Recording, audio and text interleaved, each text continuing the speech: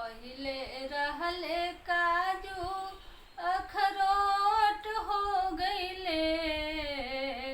पहिले रहले काजू अखरोट हो गईले।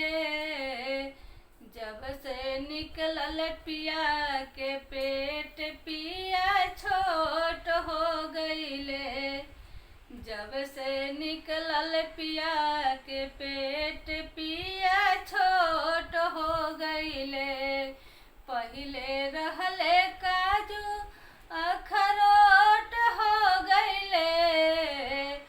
जब से निकलल पिया के पेट पिया छोट हो गईले। जब से निकलल पिया के पेट पिया छोट हो गईले।